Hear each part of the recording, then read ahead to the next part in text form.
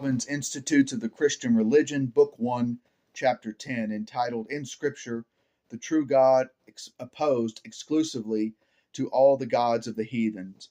Most of the ink that Calvin spills in this chapter is devoted to explaining and expounding what is generally said about the true God from Scripture in a way that also corresponds to the reality of God discerned in the created order. He makes a general argument at the onset that in almost any passage of Scripture that you come to where we have the development of a theology of God, you generally always find two things: his paternal kindness, his fatherly care, that is, God is ready to do good, he's able to do good, and he causes good to come about in a general way and in particular for his people, and that there are examples of severity, so that we would not essentially rest on our laurels here.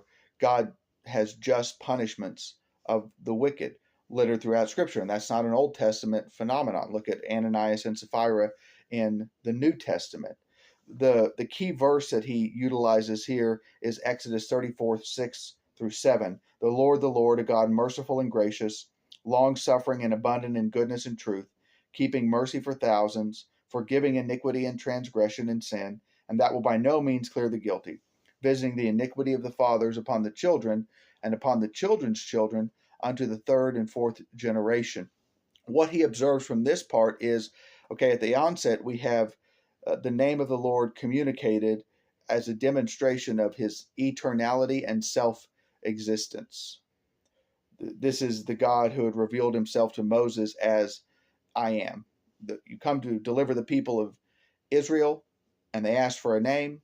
You tell them, I am who I am, sent you. God is eternal and he is self-existent. This is the mysterious part of his character that we really don't have communicated, and to a greater extent can't have communicated to us because we are the creature. And yet the majority of this passage in Exodus 34, Calvin relates in a profound way, is all in relation to us and our experience of God. How do we understand this God in terms of our innate makeup as human beings and our experience of reality and the natural order, and how we respond to the word that he's given?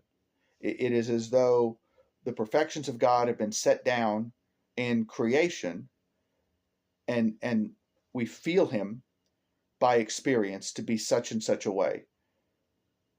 He has steadfast love. There's his loving kindness there.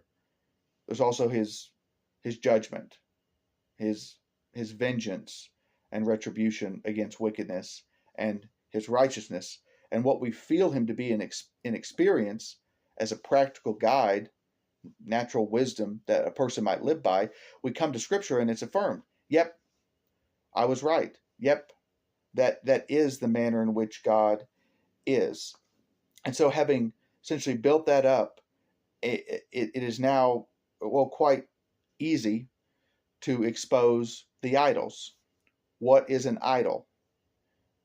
Any supposed God that is among a multitude of gods, or is presented in replacement of worship or obedience or whatever else, in place of what is declared to be the true God in Scripture. And he quotes from Habakkuk. The condemnation is across the board. No false god is let off the hook. They are all condemned. You are to flee from all of them. Even though the impulse to worship is in a real sense dignified. You who were seeking God in the natural order, the goal was the same. The special revelation of God has come to clarify that and to allow you to place saving faith in this God, to have a covenant, to not fall back on, but to rest assured that you can experience God's loving kindness, have an answer for his judgment, and have a manner in which you can live righteously. And Calvin relates that the same goal is in mind in terms of the revelation given in creation and the revelation given in Scripture, that we would learn to worship God we would learn to worship God in integrity of heart and obedience, and that we would naturally depend upon his goodness.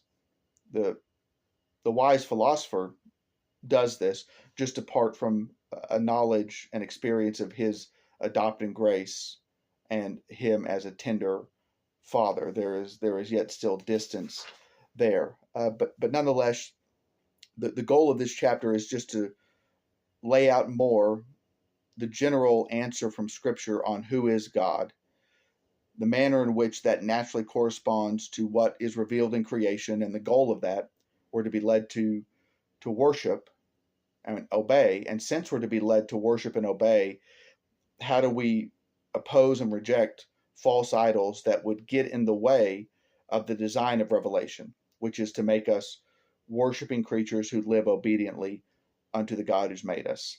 All right, thanks for listening. I hope that was a benefit.